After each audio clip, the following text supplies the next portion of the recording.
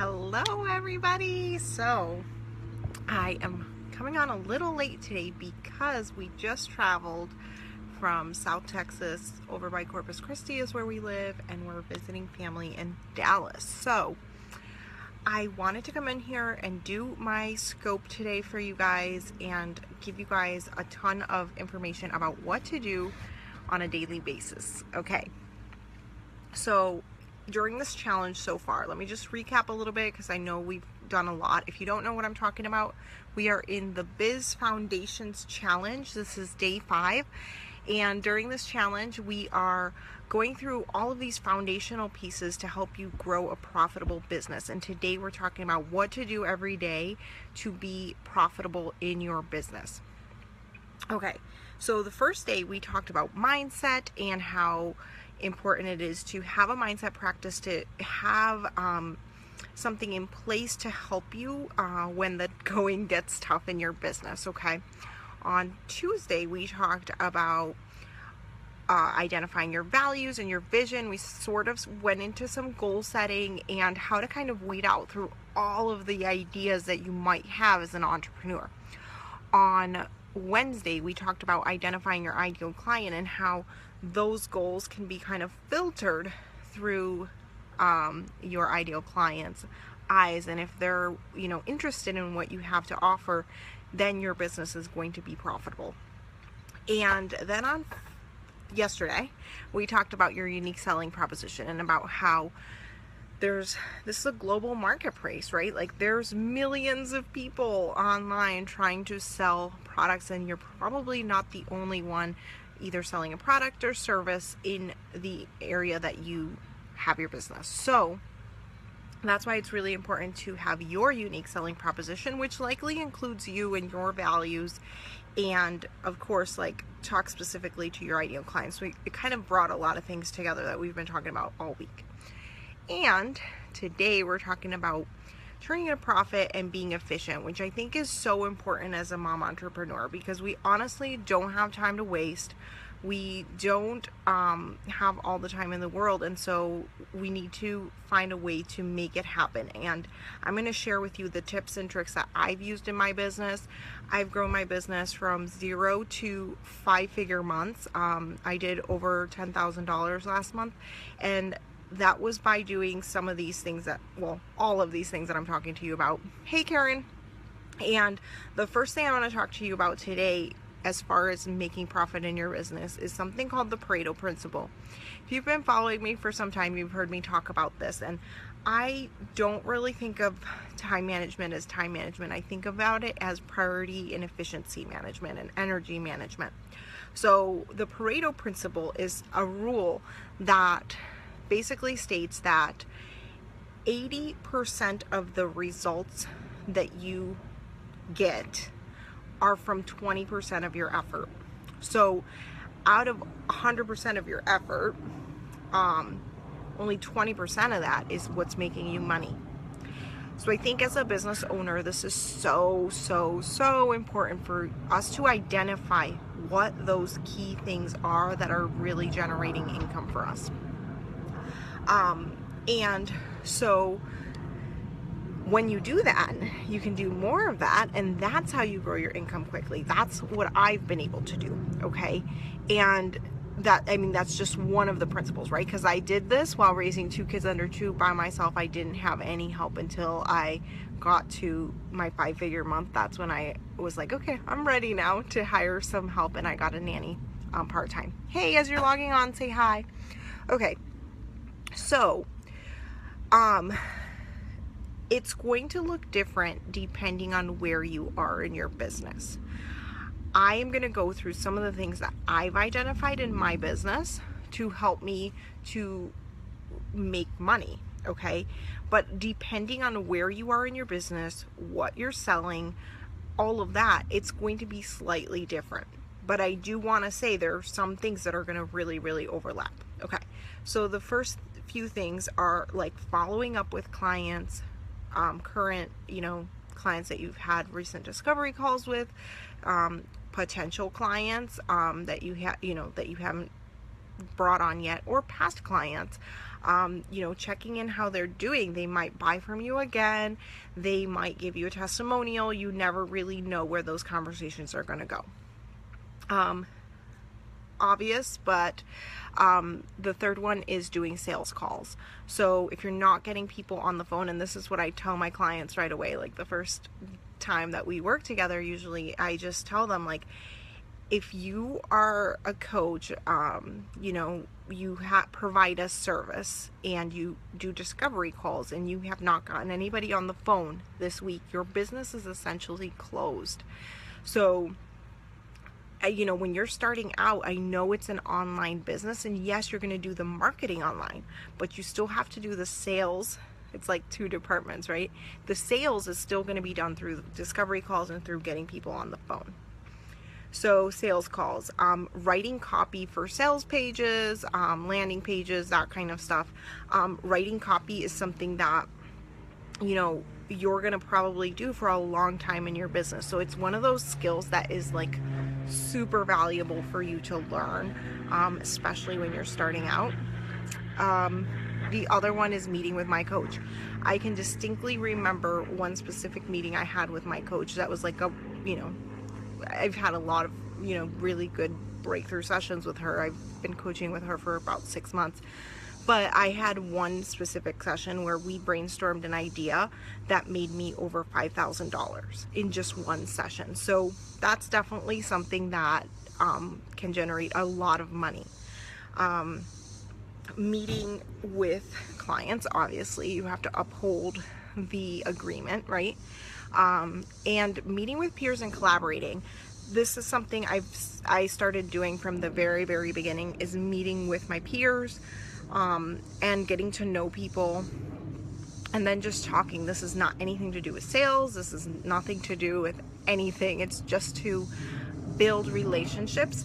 And a lot of times, like, I think it was last week or the week before, I ended up referring out like 4 different people in 1 week, because the people that were coming to me were not, that was not my specialty, right? So at any given time, like when you do collaborations, that kind of stuff does come back to you. So, you know, I've had people say, well, how is that really making me money? Well, the reason is because if you refer somebody out, they'll probably refer somebody back to you. And if not, and like, you know, let's say that doesn't happen, you can eventually, as you grow bigger, right, you could form partnerships or create a course together, or, you know, they could be an affiliate for your course. Like, that's how you get really, really good affiliates. And that's kind of a more advanced thing. You know, a lot of you are not at that stage right now in your business, but you never know, is my point, where those relationships are going to go.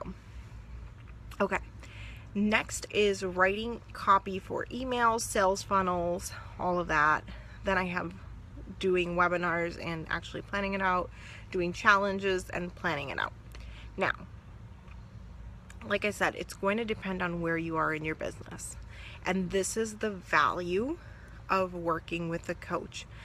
When I work with my clients, like I said, I sit down and we talk about some of the most like profitable businesses for where, or business activities for where they are in their business, so that they can accelerate the growth of their business and not waste time doing things that are not going to be profitable yet.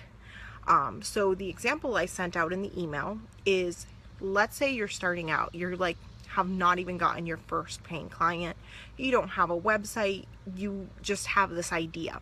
And as you guys know, I have my client Holly, who went from a vague business idea to paying clients in only 5 weeks. And the way that we were able to do that was through using the Pareto principle, and really, like, you know, me coaching her and telling her exactly the kinds of things that she should be doing. Of course, she executed on the work. She did the work.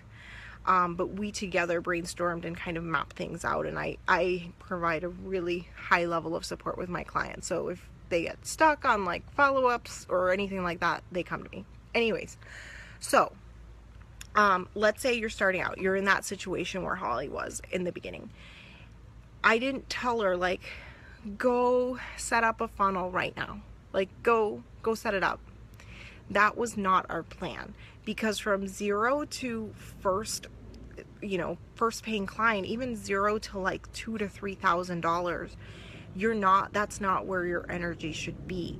Your energy should be on trying to get discovery calls and doing those discovery calls and practicing with them and getting really good at that aspect, right? So sales, and doing it in a way that feels good to you. And that's totally my value set, right? Because I'm not about pushing people or getting people, to like hard close or any of that. Like, I'm against like the whole sleazy thing.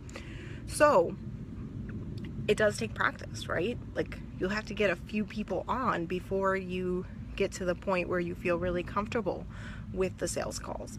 And when you get like your own rhythm down. So that's kind of like what you're doing in that first 0 to like, paying clients. And that's what I help my clients with when they're in that phase. Right now, if you've had some clients and you're trying to look into higher, hi Sandra, she knows about this stuff.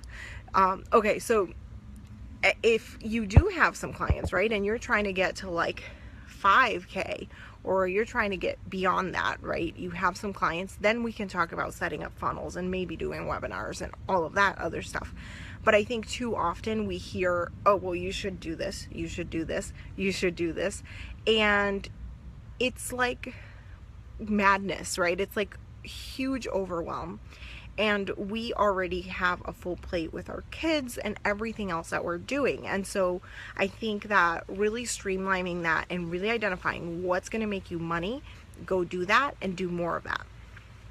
Hi, Sidnad. Okay, so the second thing I wanted to, simple is better. The next thing I wanted to talk about was being efficient. And so I read this book called The One Thing by Gary Keller. It has completely changed the way I take a look at my whole day. Before, I was always prioritizing 3 tasks per day, and I used to call it my bare minimum list.